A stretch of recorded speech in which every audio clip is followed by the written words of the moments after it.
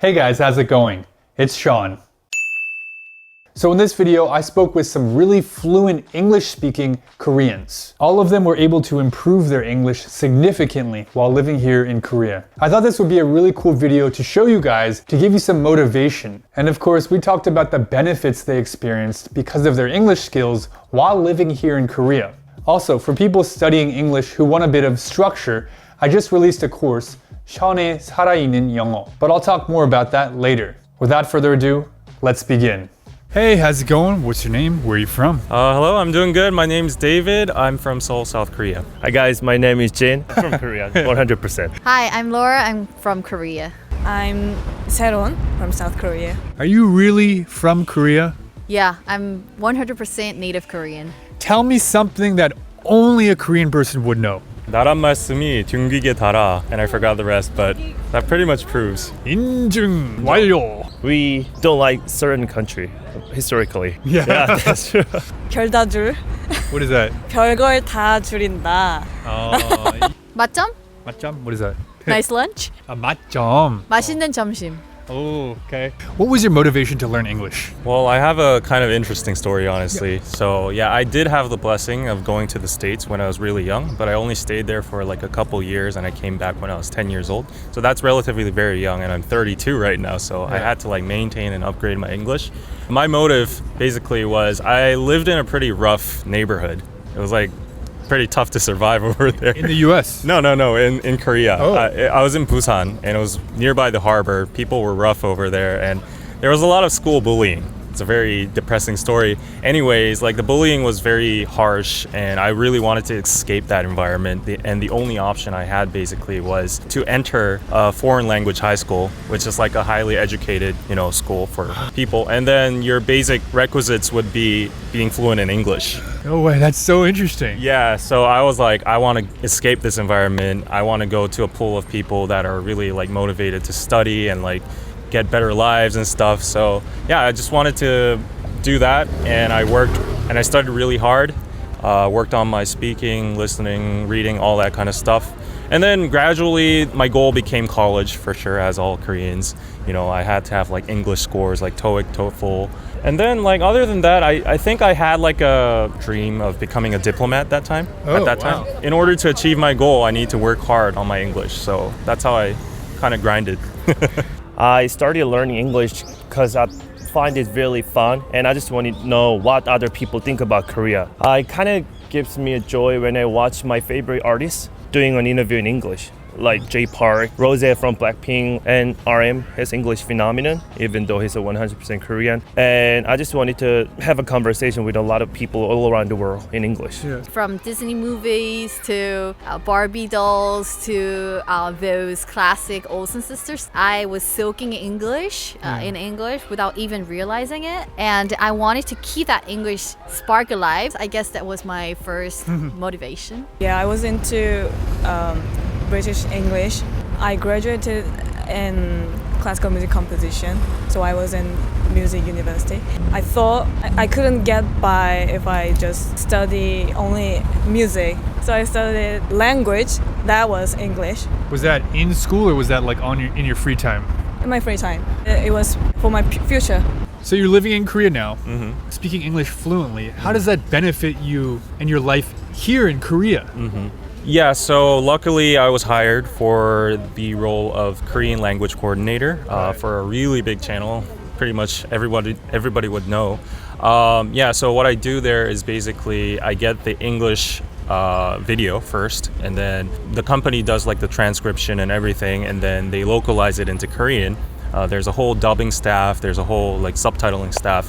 My job is to catch the nuances and polish the expressions into a more Korean-friendly expression. So like, it's not like Google Translate or textbook English or Korean. So I try to mix in like Gen Z words or like internet slang, all that kind of stuff. Yeah. And that's really cool because you're using both your English and your native Korean skills to earn money online. Exactly. You're digitally working. That's so cool. Yeah, it's a really blessed position, I think. Like I'm living the digital nomad life. It's fully remote. After learning English really seriously, money kind of follows me, even though I don't go after money. Yeah. but money is always there. So I like the fact that it helps me financially and my career, getting a job, everything. Despite the fact that I didn't go to prestigious college and university in Yeah. Korea, I got an offer for a conglomerate in Korea. So I made it to 5th interview. It was an Amazon, believe it or not. So I was really happy. It was motivating and it was encouraging me, like really, really, really good. As a creator, I could make more and more creative content. I could write some songs in English as well. Yeah, your YouTube content is awesome. Oh, thank you so much. American, British, my sister. my brother. Stop talking posh. Stop talking posh. Hello, Hello, pajamas. pajamas. Yeah, you play around with like British English versus American English a lot, do funny little like skits, but they're really fun to watch. Thank you. When I worked for a company, I got like so many opportunities to meet so many people out there, you know, for business trips and global events. I was the only one who could represent the company to a global audiences and stuff. So yeah, that was a very good eye-opener for me. You're a YouTuber and you have a foreign audience. Yes, I do. So you're sharing Korean culture, Korean language, just how people are living here in Korea with the foreign English-speaking audience. So Yes. that'd be probably really hard to do if you didn't speak English. That's true. Like I still have to filter inside my head. Like I don't think in English. I actually think in Korean, and then I go through a round of filtering. That's why I might, stutter a little bit. 그렇군요. 네, 그렇습니다. I'm a private English teacher. I run a lot of one-on-one classes in English. I teach a lot of financial workers, and I teach a lot of people like job seeker, those who are willing to work for a foreign company. My aim is to help them speak in a business way and formally, yeah, that's my goal. And there's a lot of English tests in Korea, like OPIC, TOEIC speaking. So I've got like high score for both exams, so I Wow. can teach them too. DM me if you want to get my lesson. Okay. I could have more opportunities in Korea as I'm working at an English academy. If I didn't study English, then I couldn't work here. So when I first came to Korea, I didn't speak any Korean. I had to teach myself Korean. I started learning how to read and write. Then I learned the 100 most commonly used verbs in Korean. You know, things like 먹다, 하다, 쓰다, these kinds of verbs. I eventually started listening to easy conversations, easy dialogues in Korean. And let me tell you, this was the most helpful thing I did. If you're learning English, it's really important to listen to real conversations where you can hear useful expressions, useful words, useful grammar, and natural pronunciation. That's why I made 전에 살아있는 영어. I came up with a list of extremely useful conversational English questions, answers to these questions, and other expressions. I explain all of these expressions in detail in Korean. I give you several example sentences showing you how to use the expressions, and then, this is the best part, I go out into the streets and interview extremely fluent and native English speakers using these expressions so you can see in real time, living, breathing English, how it's used and how to respond naturally to everything. This is the course I wish I had when I was studying Korean. This course is perfect for people preparing for working holiday, studying abroad, traveling abroad, meeting foreign friends, meeting your foreign romantic partner's family. So far, people are loving it. To see a free sample lesson, click the link down below. Let's continue with the video now. So when you were studying English, what worked really well for you? I try to immerse myself to English-speaking environments. And what I did is that I try to study my field in English. It helped me not only deepen my understanding and knowledge, but also improve my English skills. And what is your field of expertise? Marketing and business. Just listen to a lot of podcasts. Which ones do you like? BBC podcast. Oh, okay, because you're the British English kind of enthusiast. Yeah. Yeah. And I watch vlogs, not the movies or drama. I think you should watch vlogs in English. It's very useful to learn everyday English? First of all, I think this is a generic answer, but definitely hanging out with foreigner friends, English native speakers. Like, it just forces you to practice, and you have to think constantly.